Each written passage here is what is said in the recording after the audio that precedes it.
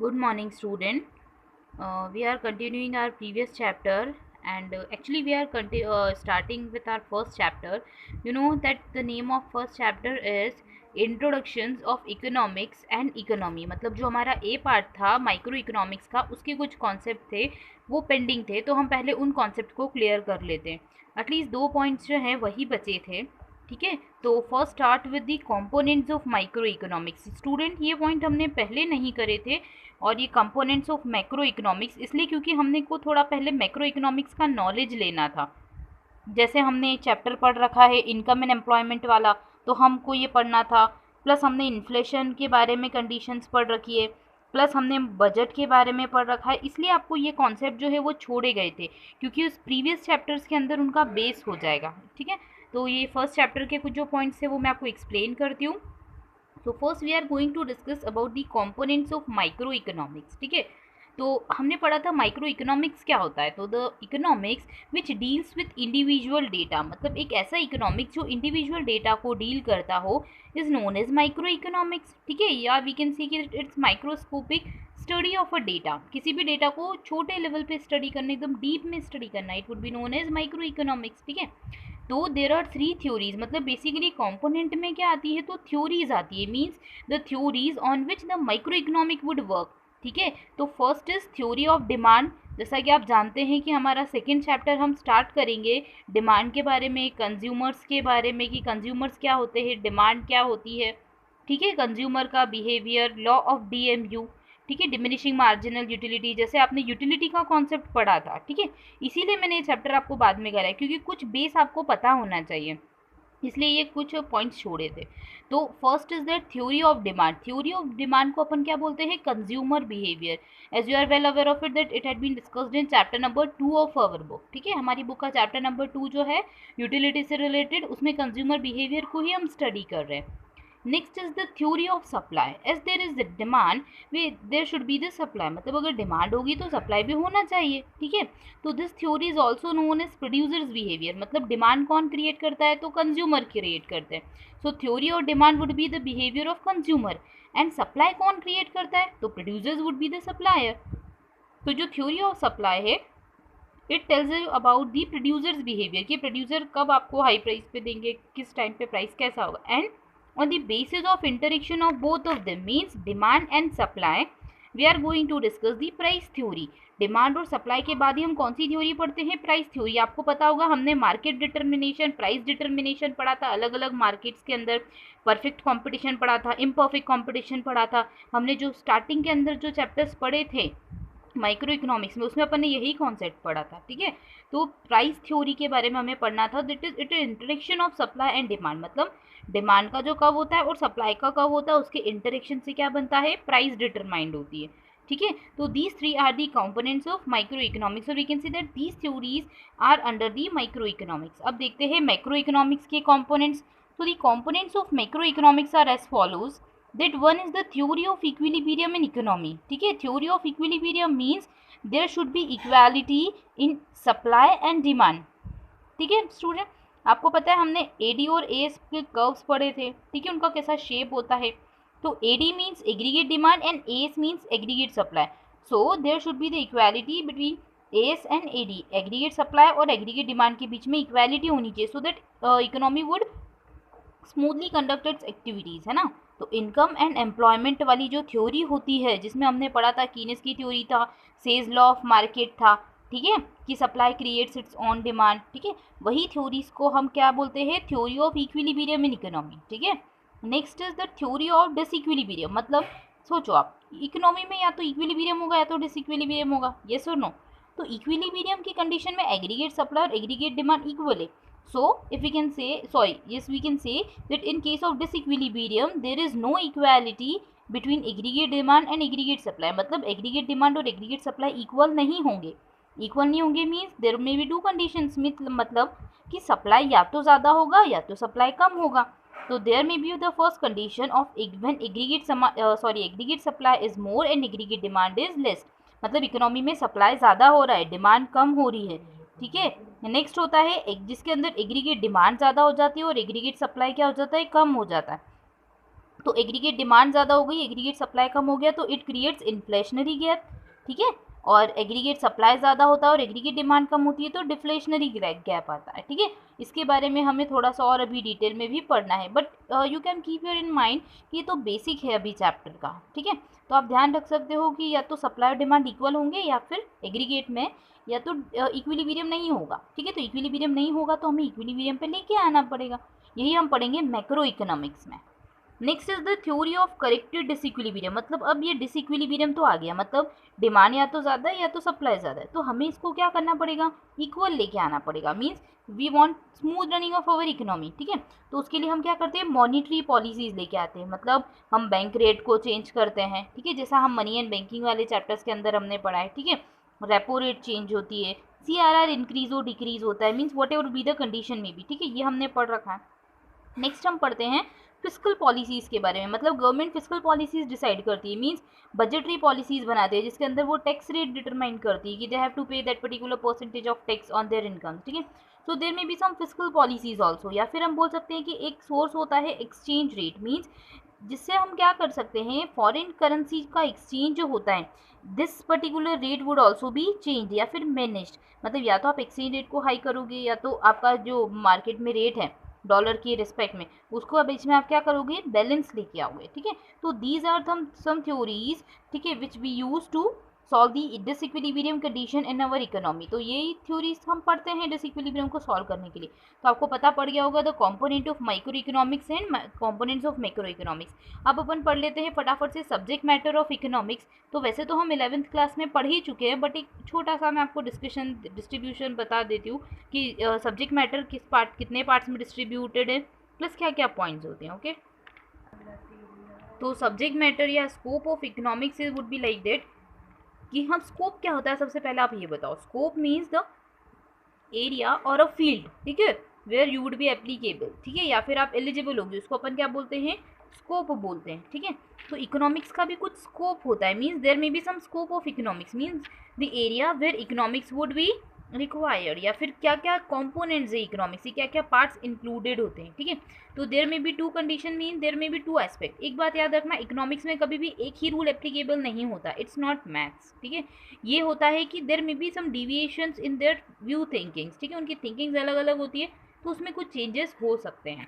तो first is the professor कीनिस ने जो एक व्यू दिया था, नेक्स्ट इज मॉडर्न इकोनॉमिस्ट का व्यू, ठीक है। प्रोफेसर कीनिस के बारे में हम पढ़ ही चुके हैं, जब हमने सेज लॉ ऑफ मार्केट के अंदर पढ़ा था तो हमने क्लासिकल इकोनॉमिस्ट के अंदर पढ़ा था और उसके अंदर हमने काफ़ी चीज़ें पढ़ रखी है, ठीक है, आपको याद ही होगा। तो प्रोफेसर कीन्स ने कुछ व्यूज़ दिए कि what should be the scope of economics. तो first is there should be the subject matter of economics, मतलब आपको जो फर्स्ट कॉम्पोनेंट है वो क्या रखना है, subject matter of economics. Next the relation of economics with social science, third one is nature of economics. Then अब अपन डिस्कस करते हैं मॉडर्न इकोनॉमिक्स के व्यू। तो मॉडर्न इकोनॉमिक्स ने बोला the subject matter of economics तो होना ही चाहिए स्कोप में। Next nature of economics, as उन्होंने जैसा उन्होंने बोला कीन्स ने। Then relation of economics with social science, but उन्होंने एक एक्स्ट्रा चीज ऐड कर दी, that is the limitation of economics is also covered in the scope of economics. ये भी स्कोप है, मतलब जिसको हमको स्टडी करना चाहिए when we are talking about the economics, ठीक है। अब स्टूडेंट मैं आपको पहले स्कोप वर्ड और क्लियर करती हूँ। जस्ट अज्यूम आपने सब्जेक्ट लिया कॉमर्स, ऑब्वियसली कॉमर्स ही लिया है, we need not to take any type of assumption ना, फिक्स से कॉमर्स लिया है। तो कॉमर्स लिया है तो यू हैव ऑप्शंस, ठीक है, आपके पास कुछ ऑप्शंस होंगे। First you may opt for CA, you may opt for CS, आप MBA कर सकते हो, आप सीधा सा सिंपल BCom कर सकते हो, means you have specific areas, आप यहाँ पे जा सकते हो, means this is the scope of commerce, मतलब आप ये चीज़ों में जा सकते हो। तो दैट इज़ द इकोनॉमिक्स, ठीक है, that is the scope of economics. हम यहाँ पे इकोनॉमिक्स को स्टडी करते हैं, ओके। आई होप ये चीज़ आपको समझ में आ गई होगी। अब मैं आपको डिटेल में बताती हूँ कि सब्जेक्ट मैटर ऑफ इकोनॉमिक्स क्या होता है।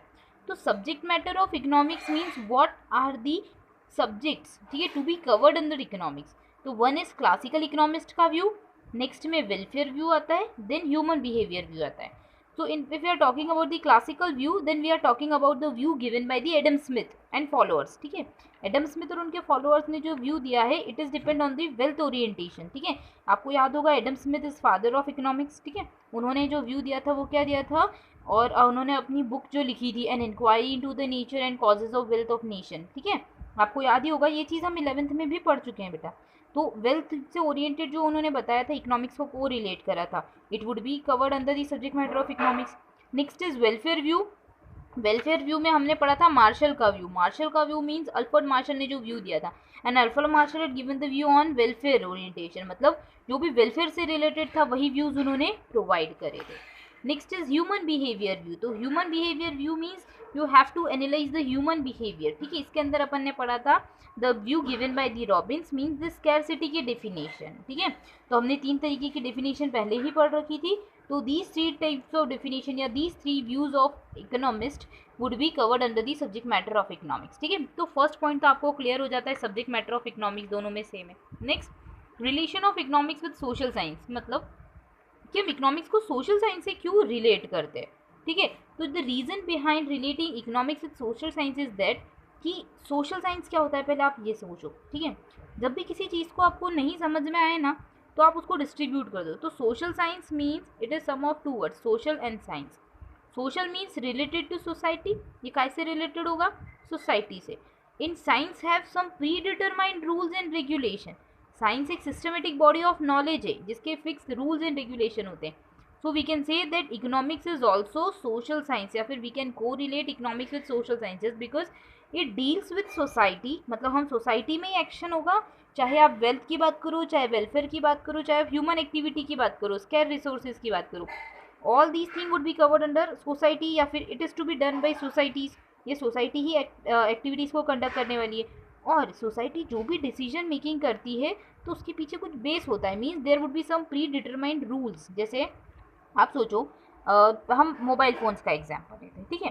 पहले मोबाइल फ़ोन जो 10,000 रुपीज़ में आ रहा था वो अभी उसकी वैल्यू हो गई होगी 12,000 रुपीज़, और जो पहले 12,000 रुपीज़ में फ़ोन आ रहा था उसकी वैल्यू हो गई होगी 15,000 रुपीज़। येस और नो, इट्स एन अप्रोक्सीमेशन, मतलब मैं अप्रोक्स आपको एक बता रही हूँ tentative figure. So we can say कि अब क्या इंसान सोचेगा कि 10 का मोबाइल 12 में मिल रहा है तो एक काम करते हैं अभी मोबाइल नहीं लेते हैं, ठीक है।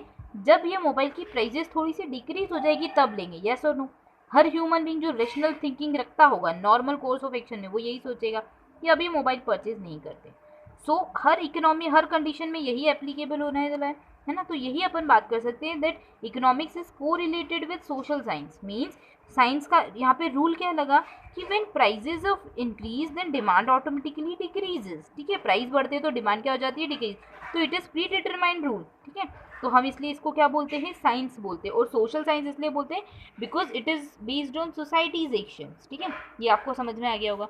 Next would be the nature of economics. तो हम पढ़ ही चुके हैं इसको पहले कि पॉजिटिव इकोनॉमिक्स होता है और नॉर्मेटिव इकोनॉमिक्स होता है। तो the thing which is related with past present and future would be cover in the positive economics, and anything which is related with suggestions would be known as, या फिर it is based on estimates would be known as normative economics. जैसा हमने पहले पढ़ रखा है, आपको इसके बीच का डिफरेंस बिटवीन भी मैंने एक्सप्लेन किया था।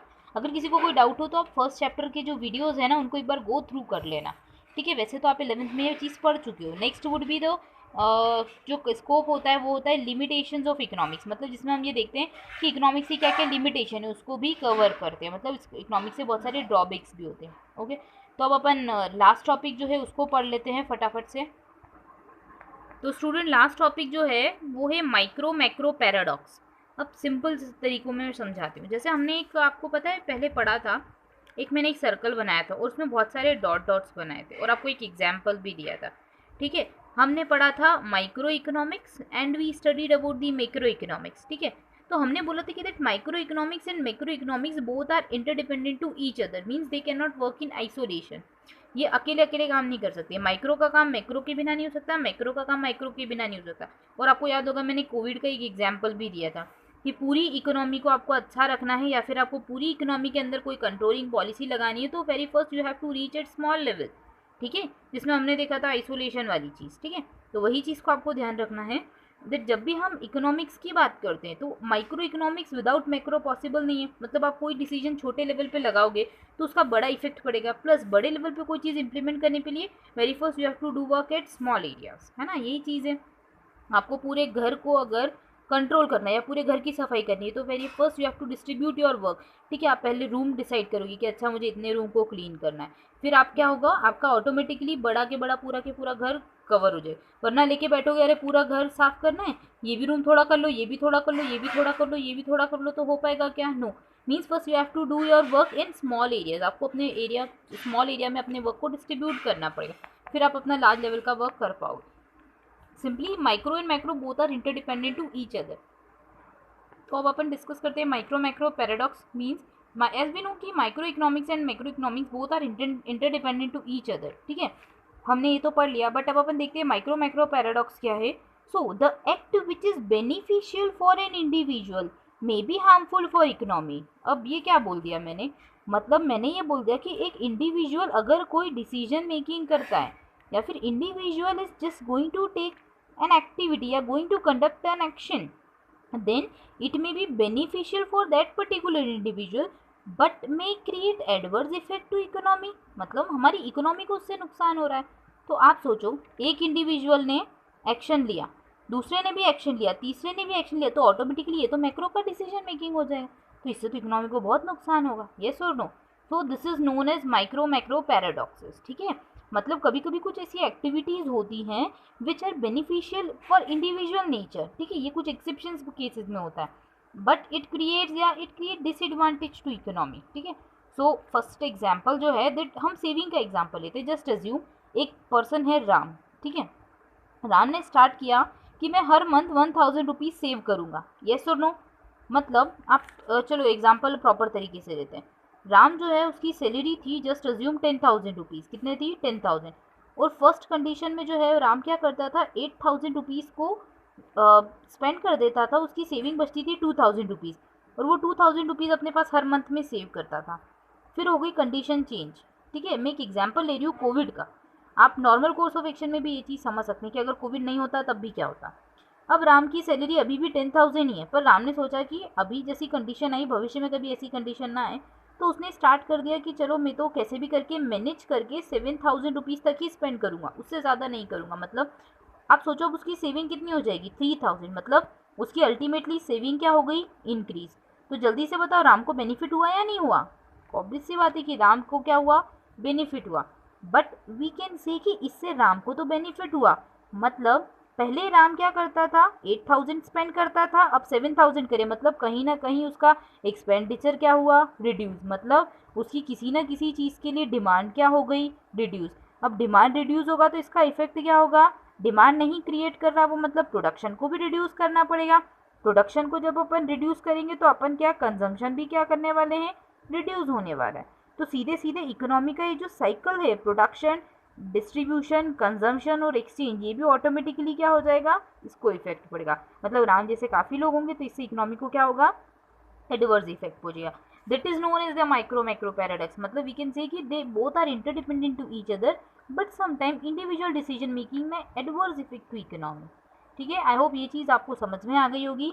So these were some components जो हमारे बाकी रह गए थे, और ये कंटेंट कुछ था जो पेंडिंग था, तो आज हमने उसे कंप्लीट कर लिया है। Thank you students. अब अपन नेक्स्ट क्लास के अंदर नेक्स्ट चैप्टर पढ़ेंगे। ठीक है, कंज्यूमर बिहेवियर को हमको पढ़ना है, उसे आगे कंटिन्यू करेंगे। Thank you.